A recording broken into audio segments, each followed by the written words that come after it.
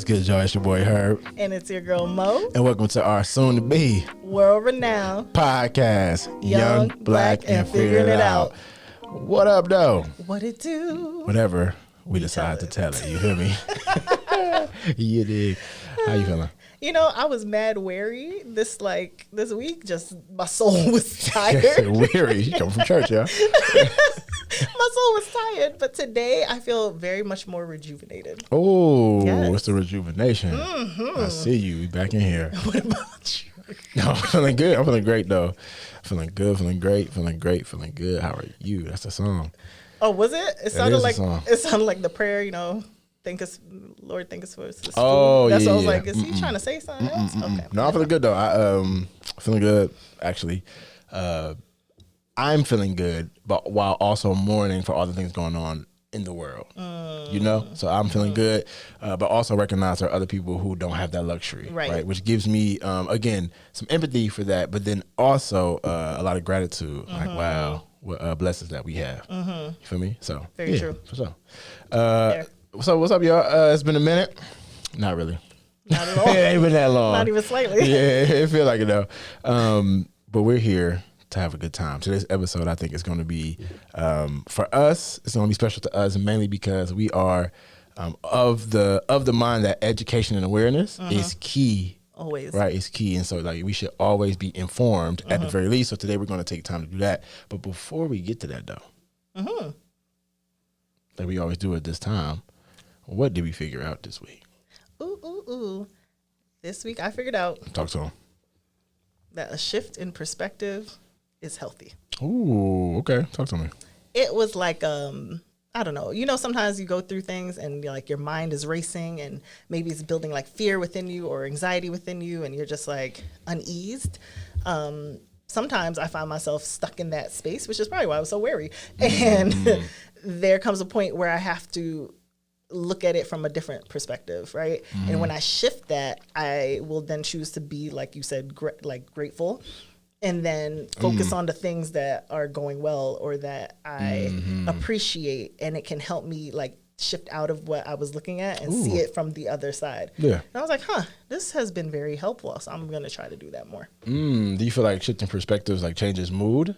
It can change mood, and I think it can also increase like different characteristics. So like increase your empathy, increase your compassion, confidence. Like, and even if that's just for yourself, yeah, sometimes dope. That is that's just dope. What you need. Yeah, that's what's up. So you've been practicing that actively. You've been practicing. Absolutely. Yeah. Love that. Thank you. Yeah, what for did sure. you figure out this week? Man, so your boy figured out, honestly, I figured out that you cannot change people.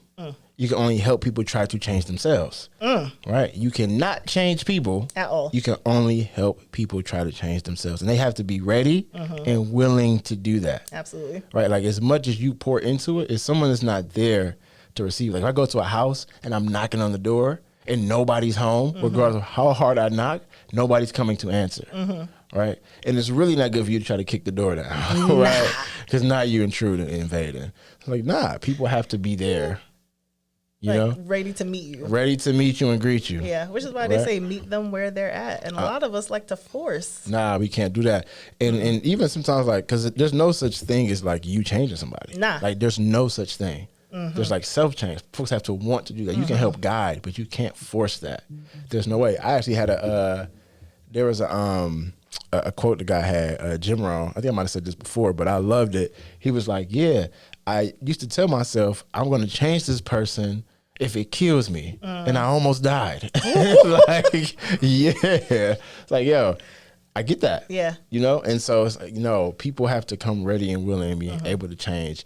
You can't force that change on anybody. Because if anything, what's going to happen is you're going to be affected. Yeah. Right? And most of the time in a negative way. So no, we can't do that. So yeah, I've seen that especially in relationships, right? Talk about it. I've heard people say how upset they are that this person didn't change for me. And I looked at them like, change for you? Nah. I don't know why you're expecting that. I don't know why you think that there's something wrong with them not doing that. It's like no one should ever change for anybody else. No. If you want to see them change, they need to do it for themselves. 100%. And they looked at me confused. I'm like, ooh, baby. So that's something I think people need to hear more, recognize more, and state more. Yeah. You know? Nah, for real. Because because then you're gonna put false expectations on the outcome, and you're just gonna set yourself up to be hurt, Right. and upset. Yeah. It builds resentment. Yeah. So it's like, nah, you have to change that narrative in your mind. Yeah. Absolutely. Agreed. That's good. Yeah, for sure.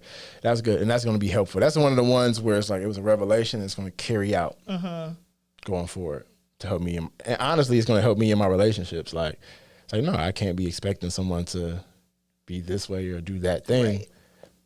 That's on them. And my expectations for them might not be their expectations. And that's themselves, okay. yeah. Nah. That's cool. It's cool. Nice little eye opener. I like Yeah, that. for sure. Definitely wide open out here, y'all. Contacts out here. Okay. So, hey. I'm It's happy like about it. so bad, but like it worked. So Nah, yeah. you I'm allow. about to get lazy, by the way, y'all. So I'm gonna put that out there. If you right now are struggling and can't see, like, nearsighted, farsighted, I'm looking in the LASIK. Oh, that's what you said. I heard I'm about to get lazy, and I was like, with your Nah, jokes? LASIK. Like, what's- LASIK eye surgery. It actually is, and it's becoming more affordable. I'm just gonna put all this out there, but yeah. Nice. Yeah, y'all welcome for folks who weren't thinking about that. Okay, so today we're here to talk about a super important topic right now. And, I think unless you've been living under who knows what, you surely know about the conflict right now that's going on in Israel and Palestine. And so today we want to take the time to have a conversation about this. And the way we want to do this is to share information and share different perspectives. So that way folks are aware and have the history and the background, because again, awareness and education is key. And so we want to give a little bit of that. So what we'll do is we'll go through some timeline. We'll share some of our perspectives on the timeline where we see things that were shocking, surprising to us. And shout out to folks who we've asked, knowing that they didn't have to, but who we've asked to share different insights on the history of what's going on. And so we'll share a little bit of that. And then we'll share some experts or excerpts from the experts about things that have been going on and their take on it, right? But I think up front, we surely will say at the end of the day, the thing that we want to see is peace for folks. Yes. At the end of the day, right? Because the loss of human life is something that can't be reversed. No. Right? So that's our goal. So let's go through a little bit of this. And Money Mode, easy. Anything you want to say? No, it's just more like I appreciate the fact that we can talk about this, and I appreciate all those who are listening and like the research you'll do yourself and the discussions that can be had. Yeah. Good. Okay. So going back. So what was Israel before 1948? So this is great. And what is the Balfour Declaration? Yeah, this is like an aha for me as we learn. Right. And I also want to say, like, the thing that we're seeing right now in 2023 is a manifestation of things that's been going on for a long time. Yes. When you and I were chatting about this, I said, yeah, I remember something similar happening. And this was back in like 2014 or 15. I'm like, yeah. So that's when I started to do my research to see what was going on. Right. But I'm like, oh, this goes way back, like way back. Like well before we were ever born. And these are the things that I was not aware of at all. Didn't necessarily learn anything of this like in school. And then until I became like an adult voter, you know. Yeah. None of this fazed me. I was just like, it's happening somewhere else. So, yes. So let's talk about it. So way back, so this is before 1948. So Britain took control of the area known as Palestine, right, following the defeat of the Ottoman Empire, which ruled part of like the Middle East in World War I, right? So the land in that space was inhabited by a Jewish minority and an Arab majority, as well as a bunch of other ethnic groups during this time. So tensions between the two peoples grew when the international community gave the UK the task of building a national home in Palestine for Jewish people, right? Because again, there was a Jewish minority in what we now know as Israel now, and an Arab majority and a bunch of other ethnic groups in that space. And when the British gave that task to say, hey, we're going to build a national home for folks who are Jewish, there's some tension started to come from that. Not just from folks, really the international community, we could say, you start to see the tensions rise during that time, right? This stems from the Balfour Declaration of 1917, a pledge made by then Foreign Secretary Arthur Balfour to Britain's Jewish community, right? So the declaration was a mandate over Palestine and endorsed the newly created League of Nations, which was the forerunner in the United Nations back in 1922, right? So thinking about this, just to give that context, right? This as someone who understands the impacts of what we now deem as colonialism or colonization, it's like, wow. Right. When you think about folks who have any type of animosity right now towards Israel, and you think about what's going on, like where did that stem from and come from, you can see the taking of land that was there. You can see where that stems from, right? At least as folks see it today. Right. Yes. Right. And then when listening to people whose families went through this, because, generations, and they share their viewpoints, the displacement happened. So then people were evicted and forced out of their homes for settlers to take over. So it was, if you want to think of it like in real life, not just, oh, that happened, more like this is how it happened. People came in, pushed you out, and took space. Yep. Yeah. And so the other side of that too, and this is where we want to be like the fair and balanced view, is that to folks who are Jewish, that land was their ancestral home going back centuries, right? Like that land was like their right. It's their ancestral home coming in. So you can see, again, given those two perspectives, very, very different, where the tensions and conflicts start to come in that, right?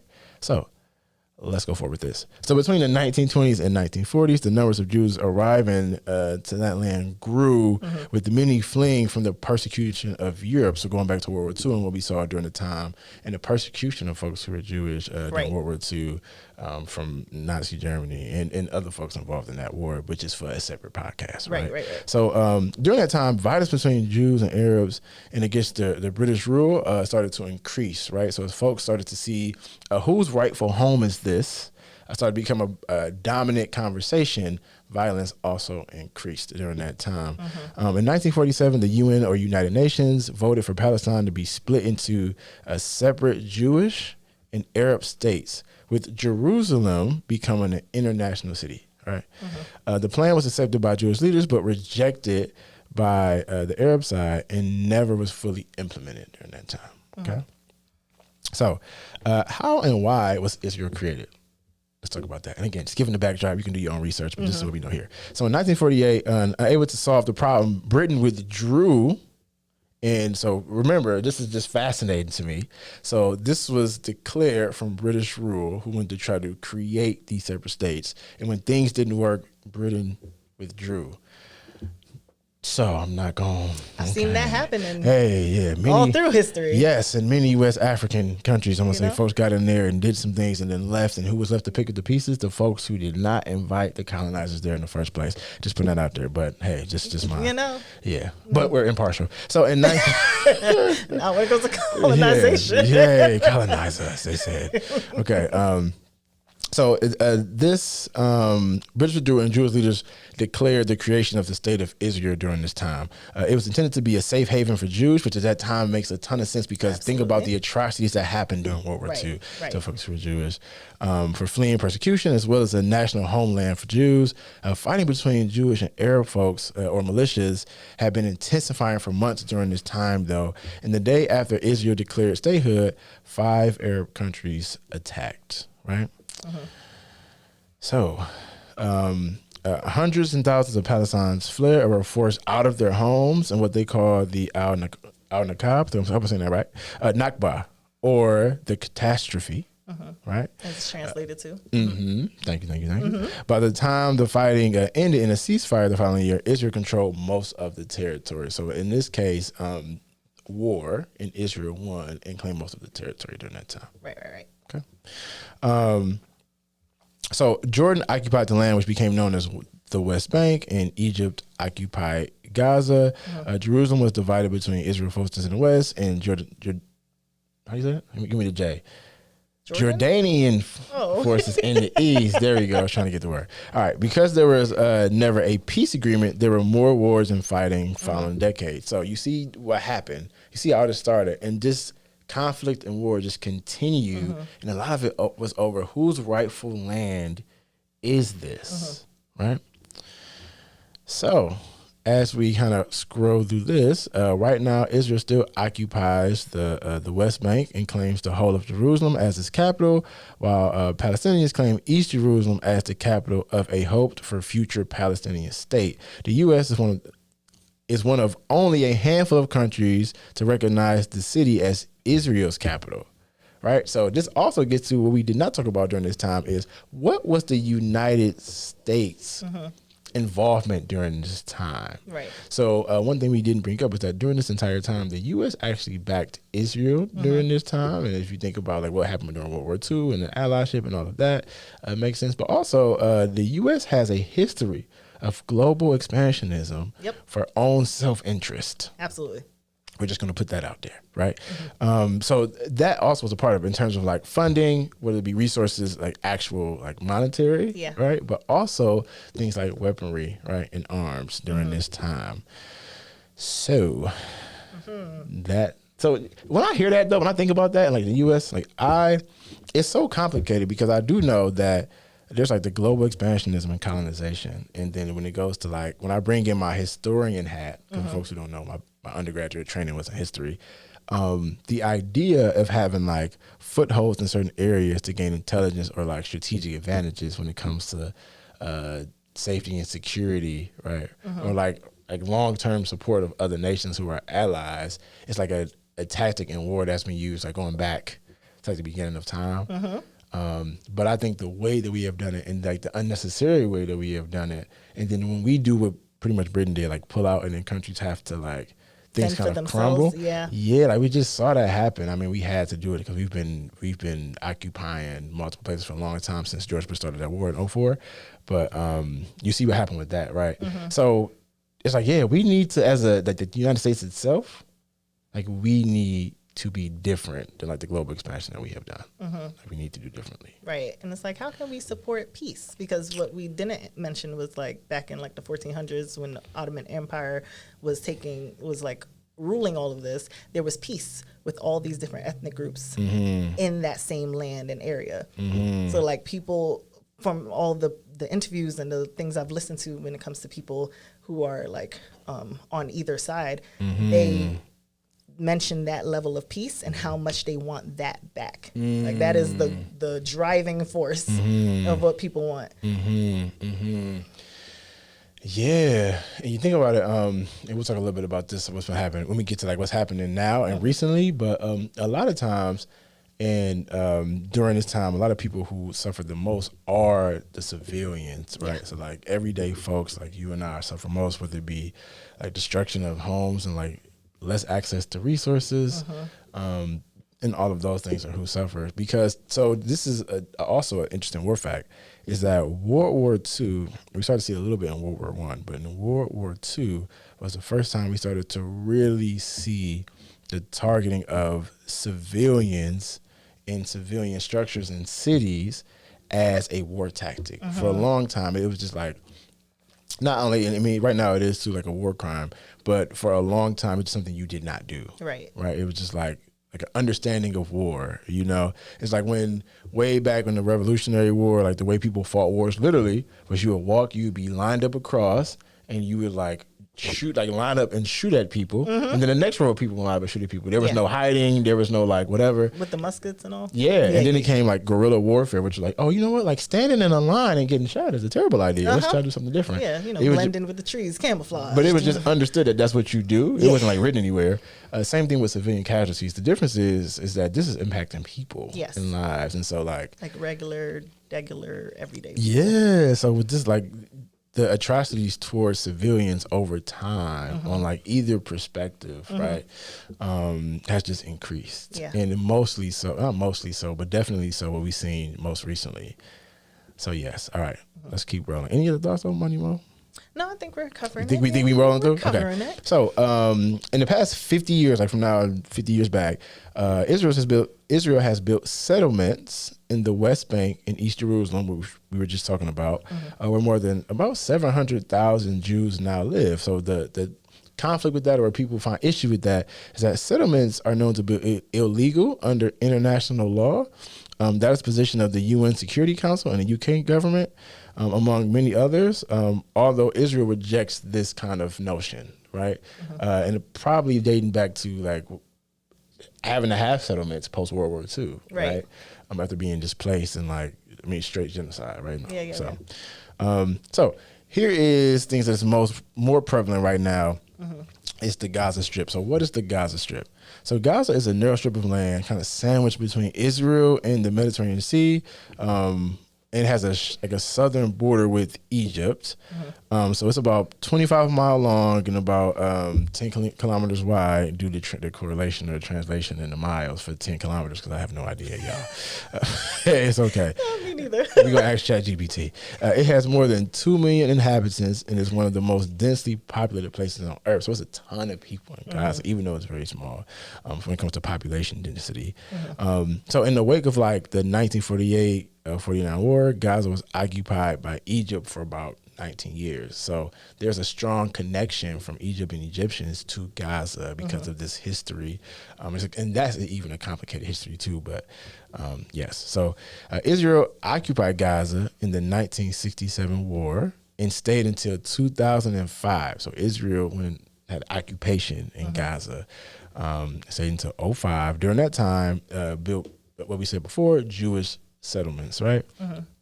So Israel withdrew troops and settlers in 2005, though it retained control over its airspace. So it didn't have ground troops, but controlled airspace, which has huge implications for many things, even like the funneling of resources places, right? And shared a border with the shoreline. The UN still considers the territory to be occupied by Israel. So even though they withdrew troops, it's still considered to be occupied by Israel by the United Nations, which is like, which again isn't legal, but why haven't things been done for that? That's up for debate there. Yep. Okay. So right now, what are the main like issues and problems between Israelis and Palestinians? And if you've been listening, you probably, I know all about it now because there's a lot of issues could be going on with that. But there's a number of issues in which both perspectives cannot agree on. So these include what should happen to Palestinian refugees, right? So how do we, what should be done, how we support, not support, all those things. That's been a place of contention for many times. Whether Jewish settlements in the occupied West Bank should stay or be removed. So if right now, if it's illegal under UN or international law, should folks be removed? But if you go back to the history of how that even came about, folks will say, no, we reject this, right? So again, those two opposing sides. Right. Whether the two sides should share Jerusalem is a point of contention. And perhaps probably the most tricky of all is whether a Palestinian state should be created alongside Israel. Should we have kind of a dual occupation of this land? So all of that right now are where the challenges lie and continue to lie. Yeah. So there's been some efforts to negotiate peace. So some peace talks were held in the 1990s and again in the 2010s. And throughout all of that, there were some interspread acts of violence throughout. Peace did seem possible in like the early days of this, and series of like secret talks, and Norway became a part of the peace process. And yes, and was symbolized by a ceremony in the White House lawn in 1993, presided by President Bill Clinton. So we thought we were getting to a place of peace during this time, but it did not. It did not last. So fast forward into what are we seeing right now, and why are folks at war? So right now, Gaza is ruled by what is known as Hamas. So that's an Islamist group which is committed to the destruction of Israel and is designated by many as a terrorist group and by others as a group that has developed over time because of what has been going on to Palestinians as a result of what's going on from Israeli, right? Hamas won the Palestinians' last election in 2006 and seized control of Gaza the following year by ousting the rival Fatah movement of West Bank-based President Muhammad Abbas. I think I said that right. So since then, thank you. Militias in Gaza have fought several wars with Israel, which along with Egypt has maintained a partial blockade on the Strip to isolate Hamas and try to stop attacks, particularly the indiscriminate firing of rockets towards Israel cities. So something that we just saw that was devastating was folks being mowed down and killed on October 7th during a peace party, right? And so folks are really working to try to prevent this and say, how do we really destroy Hamas and name it as a terrorist group? So Palestinians in Gaza say Israel's restrictions and its airstrikes on heavily populated areas amount to collective punishment. So like Hamas is not everybody, but if we continue to have these airstrikes in these places, it's killing many civilians, and innocent men, women, and children. Especially. Yes. And so this year has been the deadliest year on record for Palestinians in the occupied West Bank and East Jerusalem. They also complained of the restrictions and military actions being carried out in response to the daily attacks on Israel. So folks come in and have restrictions on like food, things like resources and electricity and all of these things which are impacting just everyday citizens. Water, movement, all of that. So that's what we're seeing now. So we saw the attack in on October 7th. And so all of that history has led to where we are now, and things have boiled really to a head. And now I think one of the things that's the most fascinating is that the access to this information is so prevalent for the masses via, I mean, honestly, social media. Yes. To get the history, that there's so much public opinion now about what's going on that is it's hard for me to think that something won't have to happen differently. Right. Because the world is watching. That everyone's seeing it and everyone's speaking on it. I mean, you're on IG, it's popping up everywhere. If you follow Sean King, you're seeing all the updates, you're seeing the images, you're seeing what is happening in real time, like the news articles, New York Times, everyone's writing everything. TikTok, you already know. The talk is ticking. Yeah, YouTube, it's everywhere. So what have we been hearing from folks from different sides? I've heard a lot of things about what it's like on the day-to-day living in Gaza and the fear of what could happen to you. And I've seen a lot of people share how young people are that live there. So like 60% are young people under 24 years old, and that like you are restricted for your movements or access to things, and like electricity has been shut off, or this is done, they can't go anywhere, they can't leave. There's all these bombs all night and they can't sleep. So I've seen a lot of those videos, which are absolutely heartbreaking. And all I do is cry. It's like hard to watch and to hear because, you know, I don't know. I'm not going to call it guilt per se because, you know, I'm sitting here right now and that's not my reality, nor has it ever been. So if you ever want to take like yourself out of it and put yourself in someone else's shoes, that is the most painful thing I've ever heard.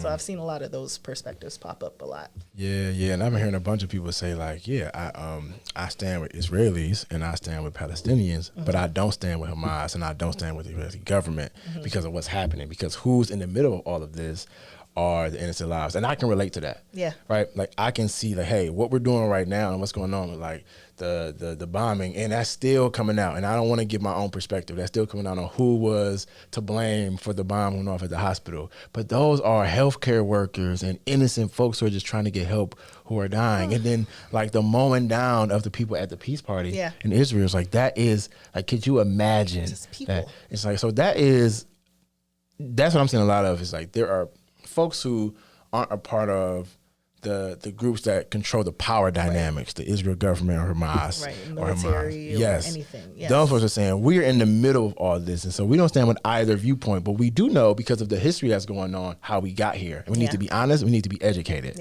And I'm seeing a lot of that. So folks from like an Israel perspective, just to right now, we just want to elevate things we're hearing, the other voices that we're hearing.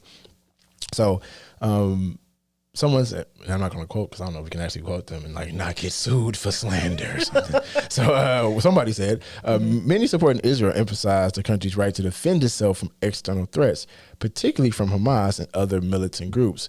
Folks often point to the rocket attacks launched from Gaza into Israel territory as justification for return military action. Right. Additionally, some argue that Israel's security measures, including blockades and checking points, are necessary to ensure safety. Right. That, hey, this isn't a military conquest or occupation.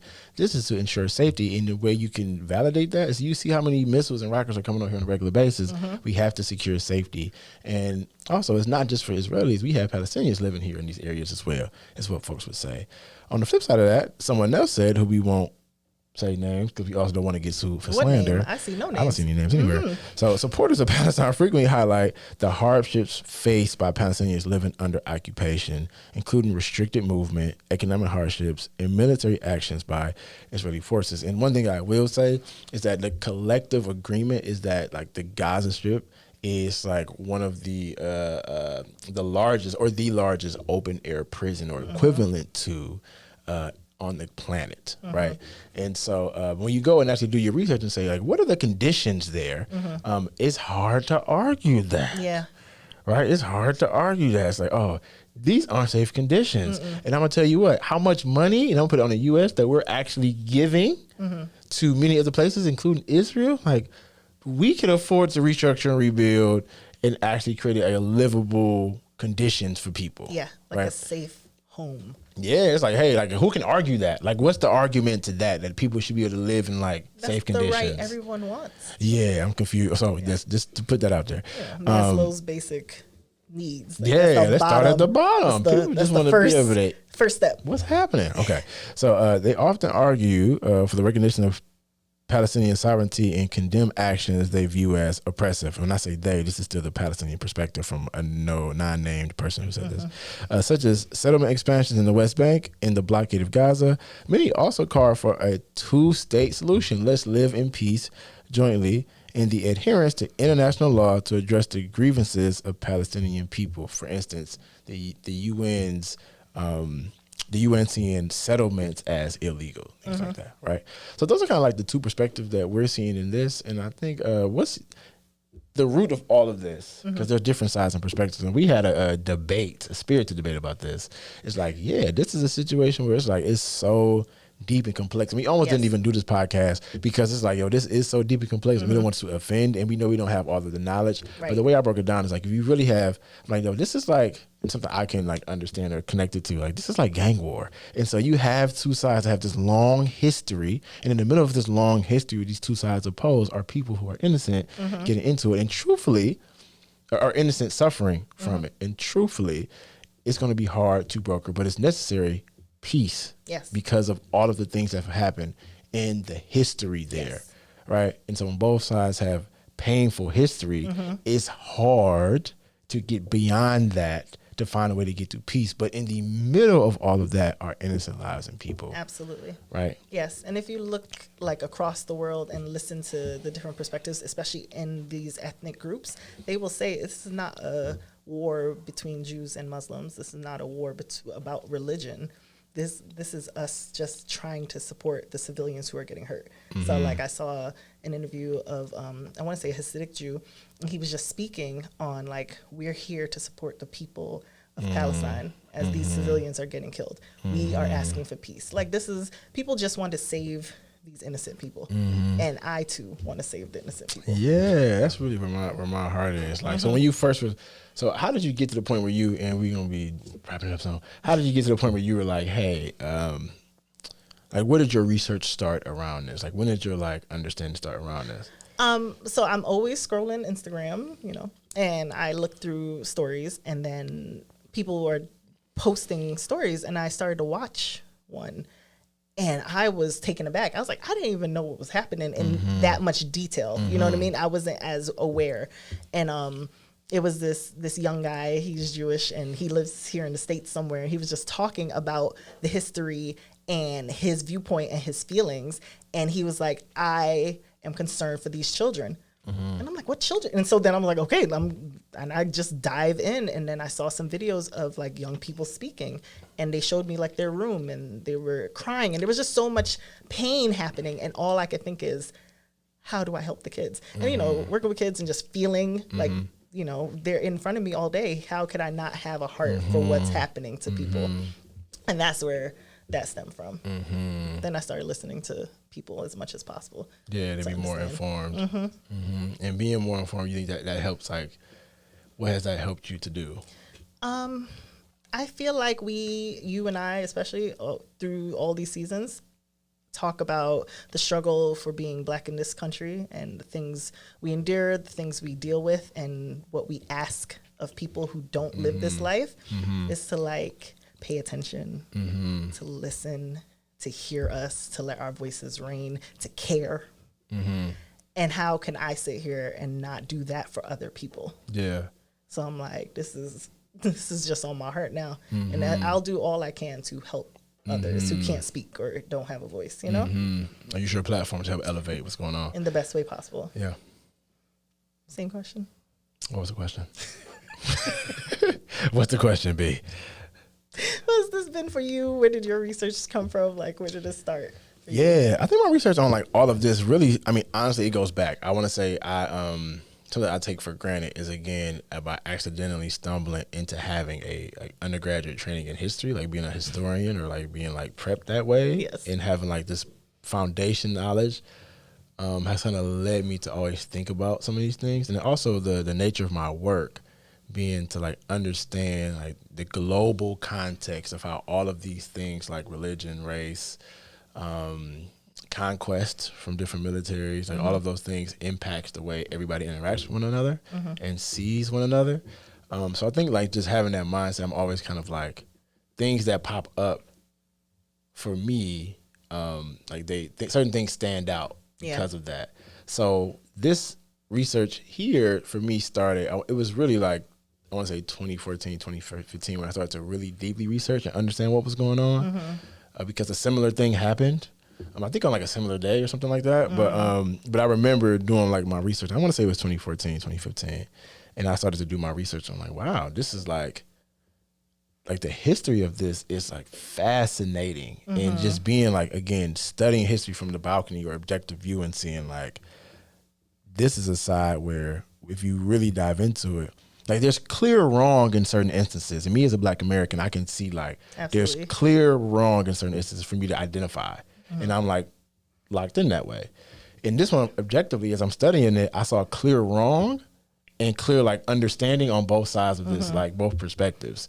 So like doing that 2014, 2015, I'm like, all right, this is, like, it's fascinating because who's really going to impact it? And a lot, honestly, on the Palestinian side, because of the lack of like the resources to defend themselves, like there's a lot of civilians who are dying. That was like the most, like that's what stood out to me a lot. Right.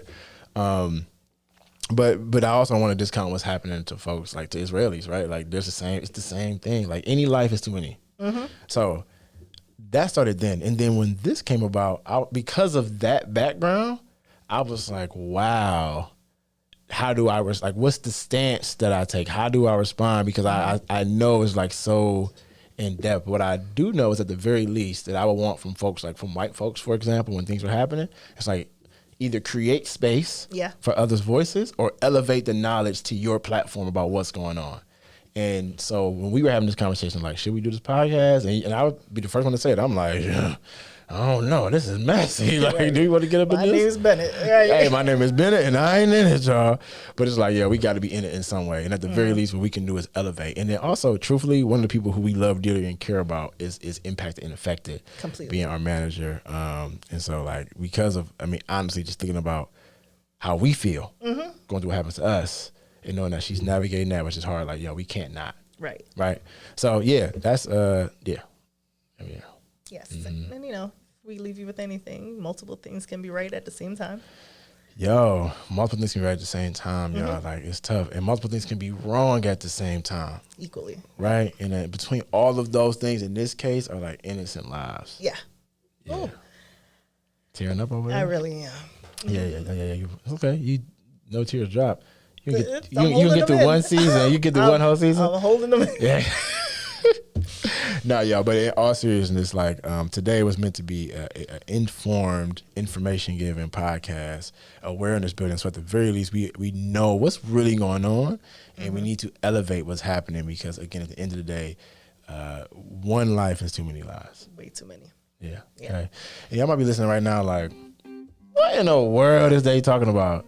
Listen, y'all, we might be right. We might be wrong. But at the end of the day, we just young, black, and figuring it out.